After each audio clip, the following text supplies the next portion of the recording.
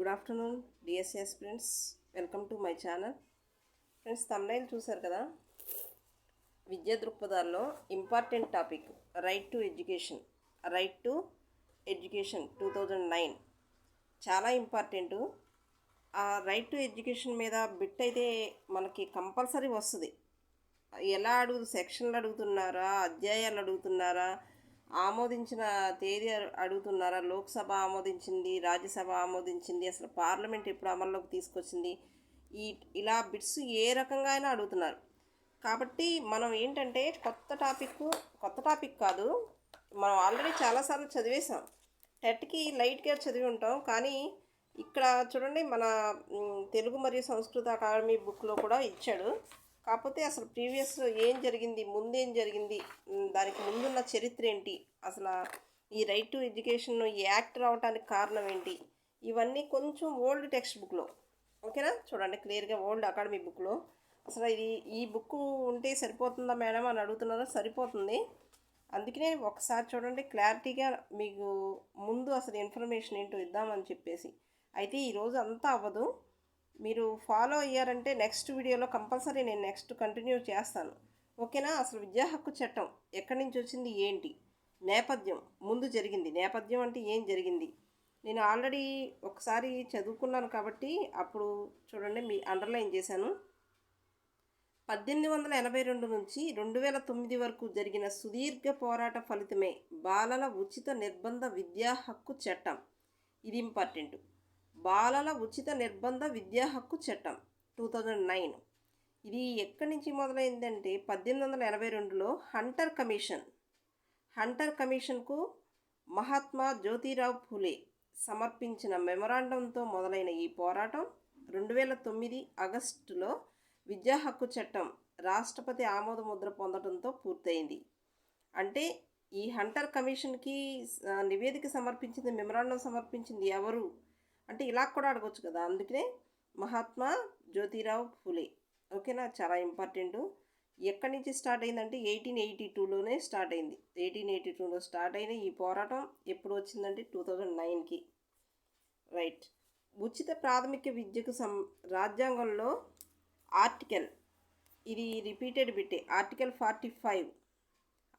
45 గుర్తుపెట్టుకోండి. ఇక్కడ 2009 కదా, 9 రావడానికి 4, 5 ప్లస్ చేస్తే 9 వస్తుంది కదా, అలా గుర్తుపెట్టుకోండి. పోనీ అంటే కొన్ని కోడ్స్ మనం గుర్తుపెట్టుకున్నాం అనుకోండి, 45 అక్కడ మనం ముందు చదివినప్పుడు 44, 43 అలా ఇస్తాడు, మనకు అన్నీ ఒకే రకంగా కనిపిస్తాయి. 45 అని గుర్తుపెట్టుకోవడం కోసం నేను అలా చెప్పాను అనమాట. 2002లో 86వ రాజ్యాంగ సవరణ ద్వారా ఆర్టికల్ 21A చేర్చి విద్య ప్రాథమిక హక్కుగా మార్చడం జరిగింది. ఓకేనా, విద్య ప్రాథమిక హక్కుగా మార్చడం జరిగింది. ఇక్కడ చూడండి, మీకు ఇక్కడ వరకు ఒకసారి చూడండి. ఇక్కడ 7 అధ్యాయాలు 38 సెక్షన్లు ఉన్నాయన్నారు కదా. అసలు ఎప్పుడు ఆమోదించింది? 2005 నుంచి విద్యా హక్కు బిల్లు పార్లమెంట్లో చర్చించబడుతూ ఉంది. 2005 నుంచే పార్లమెంట్లో చర్చించబడుతూ ఉంది. చివరికి 2009 జూలై 20వ తేదీన ఈ బిల్లును రాజ్యసభ ఆమోదించింది. జూలై 20వ తేదీన రాజ్యసభ ఆమోదించింది. ఎప్పుడు? July 20th 2009. Next August 4th Lok Sabha ఆమోదించింది. జూలై తర్వాత ఆగస్టే కదా, ఆగస్టు 4వ తేదీన లోక్సభ ఆమోదించింది. రాజ్యసభ జూలై 20 అయితే లోక్సభ ఆమోదించింది ఆగస్టు 4th. నెక్స్ట్ 2009 ఆగస్టు 27న భారత రాజపత్రంలో ముద్రించబడింది. గెజిట్లో ఎప్పుడు ముద్రించబడిందంటే ఆగస్టు 27న. ఓకేనా. అయితే గెజిట్లో ముద్రించబడే ముందు ఎవరి ఆమోదం తీసుకుంటుంది? కంపల్సరీ రాష్ట్రపతి ఆమోదం తీసుకుంటుంది. అది ఎప్పుడంటే 26వ తారీఖున రాష్ట్రపతి ఆమోదం తీసుకుంది. రాష్ట్రపతి ఆమోదం జరిగిన తర్వాత గెజిట్లో ప్రచురించారనమాట. ఆగస్టు 27, ఒక్క డేనే తేడా చూసుకోండి. నెక్స్ట్ పార్లమెంట్ ఆమోదం పొందింది ఆగస్టు 29. ఓకే, మధ్యలో 1 డే లేదనమాట. అమల్లోకి వచ్చింది ఇంపార్టెంట్, చాలాసార్లు రిపీటెడ్గా 2010 ఏప్రిల్ 1వ తేదీ నుంచి ఈ చట్టం అమల్లోకి వచ్చింది. 2010 ఏప్రిల్ 1 గుర్తుపెట్టుకోండి. ఓకే, ఇక్కడ క్లియర్గా రాశాను చూడండి. జూలై 20th రాజ్యసభ ఆమోదం, ఆగస్టు 4th లోక్సభ ఆమోదం. 2009 ఇదంతా, ఓకేనా. ఆగస్టు 29న పార్లమెంటు ఆమోదం, ఆగస్టు 26నేమో రాష్ట్రపతి ఆమోదించారు, 27న రాజపత్రంలో ముద్రించబడింది. ఆగస్టు 26th రాష్ట్రపతి ఆమోదం. అక్కడ రాశానని ఇక్కడ రాయలేదు. రాష్ట్రపతి ఆమోదం స్పీడ్గా రాశాను. ఓకే, నెక్స్ట్ చూడండి. చట్టంలో ముఖ్యాంశాలు ఇవన్నీ చాలా క్లియర్గా ఇక్కడ ఇచ్చారు, ఆ న్యూ టెక్స్ట్ బుక్లో కూడా ఇచ్చారు. అయితే ఇక్కడ క్లియర్గా న్యూ టెక్స్ట్ బుక్లో క్లియర్గా చట్టాలు ఉన్నాయి. మనం ఏంటంటే ఇక్కడ బిట్స్ వచ్చేపాటికి దీనిలో బిట్స్ చేద్దాం. ఓకే, ఇప్పుడు కొత్త న్యూ టెక్స్ట్ బుక్లో చూపిస్తాను చూడండి క్లియర్గా. ఓకే, ఉచిత నిర్బంధ విద్యకు బాలల హక్కు చట్టం అంటే RTE, right to education act 2009. ఈ చట్టం ఇది ఎప్పుడు ఆమోదించింది చెప్పుకున్నాం కదా, April 1st, 2010. ఇక్కడ 36 సెక్షన్లు అన్నారు, కాదు 38 సెక్షన్లు ఉన్నాయి. అధ్యాయాలు వచ్చి 7 అధ్యాయాలు, 7 సెక్షన్లు 38, ఒక షెడ్యూల్.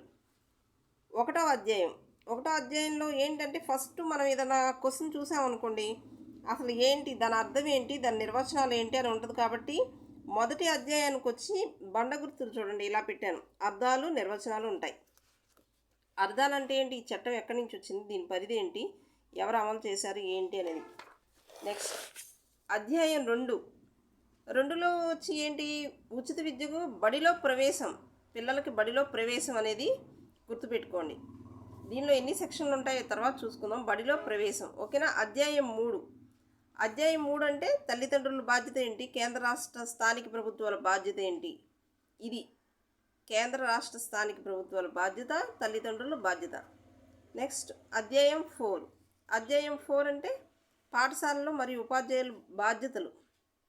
ఇంకేంటి, డొనేషన్, క్యాపిటల్ రుసుము వసూలు చేయకూడదు, అంటే పిల్లల్ని స్కూల్లో జాయిన్ చేయడానికి ఇవన్నీ వసూలు చేయకూడదని.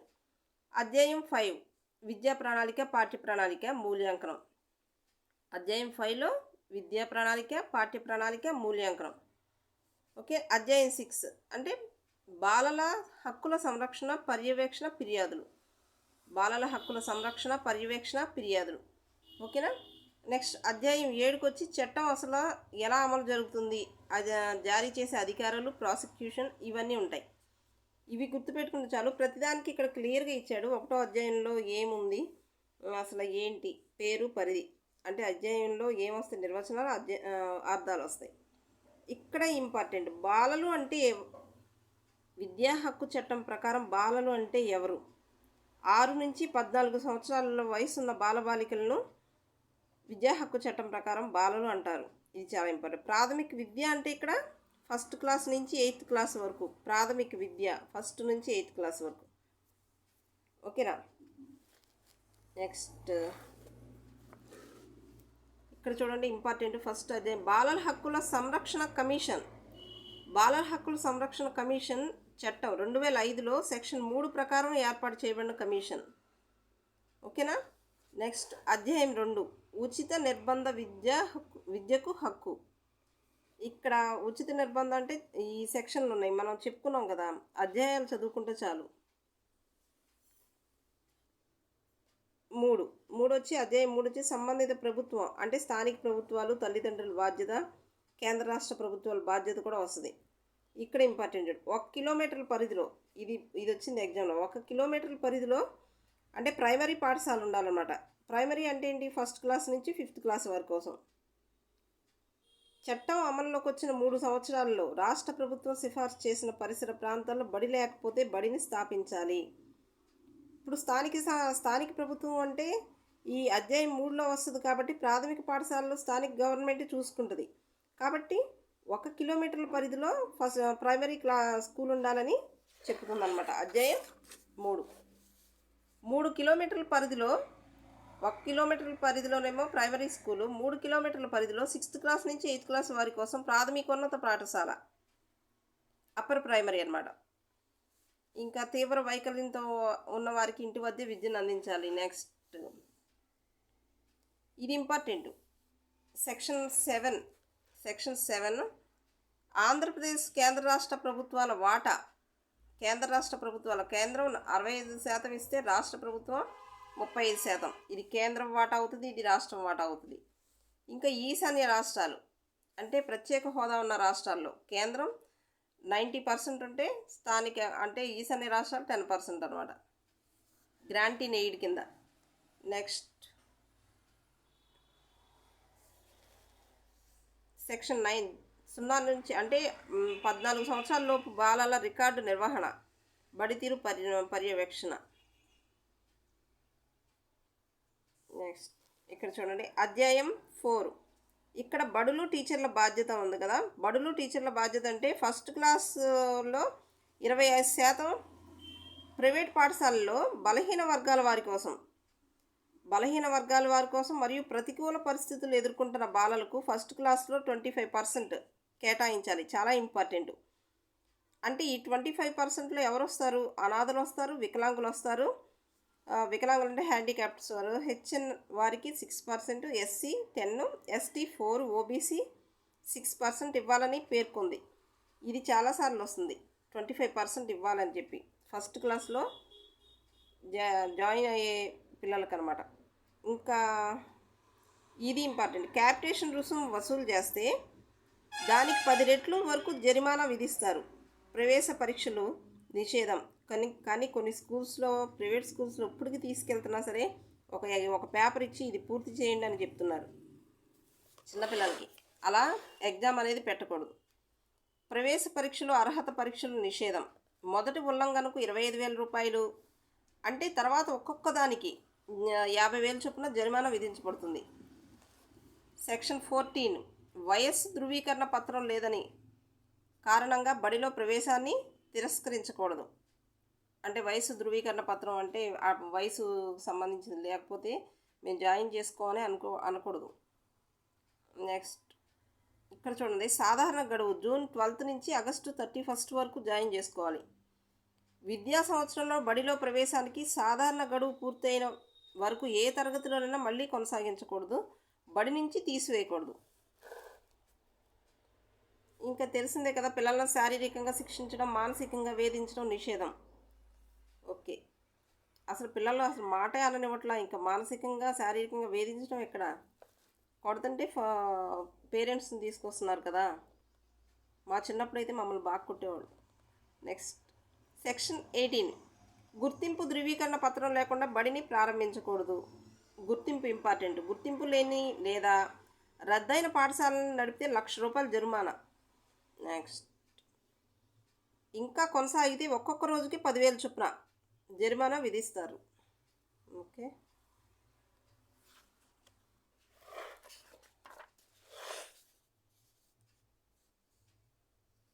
సెక్షన్ 21 పాఠశాల యాజమాన్య కమిటీలు అంటే స్కూల్ మేనేజ్మెంట్ కమిటీస్. సెక్షన్ 23 ఉపాధ్యాయుల నియామకానికి అర్హతలు, షరతులు, నిబంధనలు. 23 ఇది అర్హతలు, షరతులు, నిబంధనలు. అంటే శిక్షణ పొందిన టీచర్లు తగినంత మంది లేని రాష్ట్రాలకు కేంద్రం 5 సంవత్సరాల సడలింపు ఇస్తుంది. సెక్షన్ 24 ఉపాధ్యాయులు నిర్వహించాల్సిన విధులు. సెక్షన్ 25 ఉపాధ్యాయులు విద్యార్థుల నిష్పత్తి.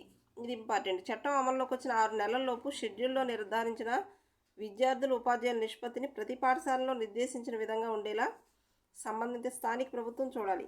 ఇక్కడ చూడండి సెక్షన్ 26 టీచర్ల ఖాళీని భర్తీ చేయడం. అంటే ఉపాధ్యాయుల సంఖ్యలో 10% కంటే ఎక్కువ ఖాళీలు ఉంటే సంబంధిత ప్రభుత్వం ఖాళీలను భర్తీ చేయాలి. ఎక్కడ భర్తీ చేస్తున్నారు? టీచర్ల పోస్టులే భర్తీ చేయట్లా. మొత్తం టీచర్ల సంఖ్యలో 10% మించి ఖాళీలు ఉండకుండా చూడాలి. 28 టీచర్స్ ప్రైవేట్ ట్యూషన్స్ ప్రైవేట్ బోధన పనులు చేపట్టకూడదు. ఆల్రెడీ గవర్నమెంట్ జాబ్ వచ్చింది కదా, ఇంకా ప్రైవేట్స్ ఎందుకు?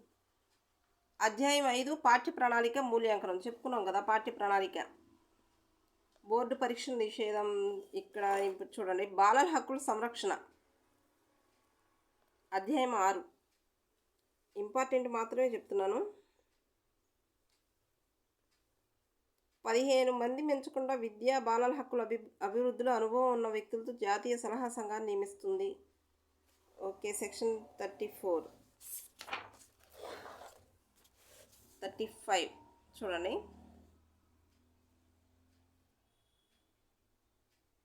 అంటే వివిధ సెక్షన్లు అంటారు కదా. సెక్షన్ 38 ఒకసారి ఇక్కడ సెక్షన్ 38 ఇక్కడ క్లియర్గా ఇచ్చాడని చూద్దాం. ఇదిగోండి సెక్షన్ 38 చట్టంలోని అంశాల అమలుకు సంబంధించిన ప్రభుత్వం ప్రకటన ద్వారా నియమాలు రూపొందించవచ్చు. ఇది సెక్షన్ 38. ఓకేనా, అక్కడ 38 లేదు, అంటే 37లోనే ఉంది. చట్టంలోని అంశాల అమలుకు ప్రభుత్వం ప్రకటన ద్వారా నియమాలు రూపొందించవచ్చు.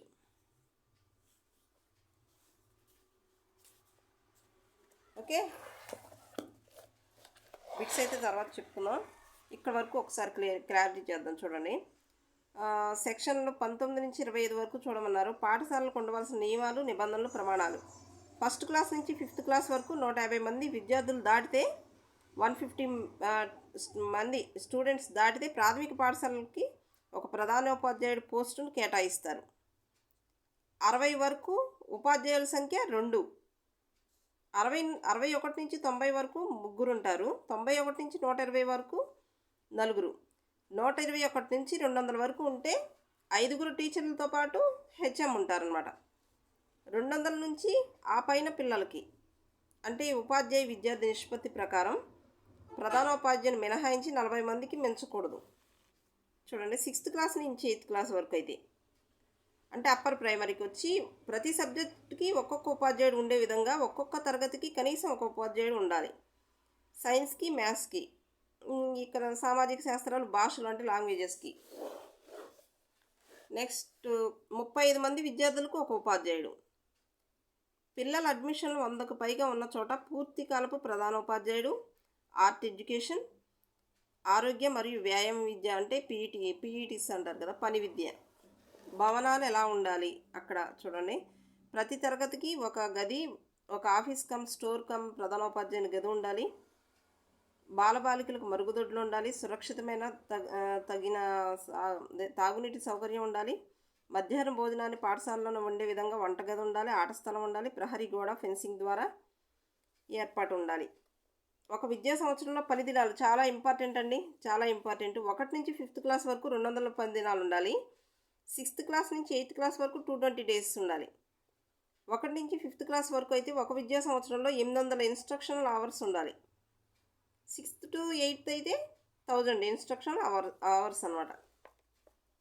ఒక ఉపాధ్యాయునికి 12 గంటలు, ఇన్ని ప్రిపరేషన్ అవర్స్తో కలిపి 45 టీచింగ్ అవర్స్ ఉండాలంట. 45 టీచింగ్ అవర్స్. బోధన అభ్యసన సామాగ్రి ప్రతి తరగతికి అవసరమైన విధంగా అందించాలి. గ్రంథాలయం అంటే బుక్స్ ఉంటాయి, మ్యాగజైన్స్ ఉంటాయి, కథల పుస్తకాలు ఇవన్నీ ఉంటాయి. ఒక గ్రంథాలయం ఉండాలి.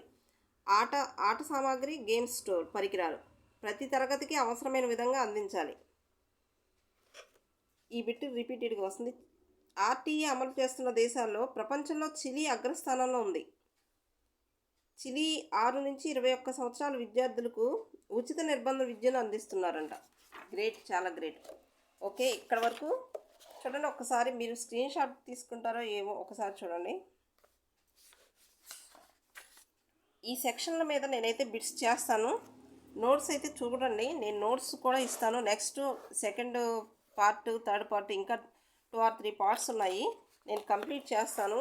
మీరు ఈ టాపిక్ మీద మీరైతే డౌట్ పెట్టుకోకండి. ఎందుకంటే చూడండి, ఈ ఓల్డ్ టెక్స్ట్ బుక్ ఉంది కదా, ఓల్డ్ టెక్స్ట్ బుక్లో బాలల హక్కులు, చట్టాలు ఇవి చాలా ఇంపార్టెంట్. మనం ఈ టాపిక్ కూడా చేద్దాము. అంటే ఒక 4 పార్ట్స్లో ఈ టాపిక్ మొత్తం కవర్ చేస్తాను. అసలు మీకు నచ్చితే ఒక లైక్ చేయండి, షేర్ చేయండి. షేర్ చేస్తే ఇంకొంతమందికి అందుద్ది కదా. లైక్ చేయండి, షేర్ చేయండి, అండ్ సబ్స్క్రైబ్ చేయండి. ఓకేనా ఫ్రెండ్స్, థ్యాంక్ యూ.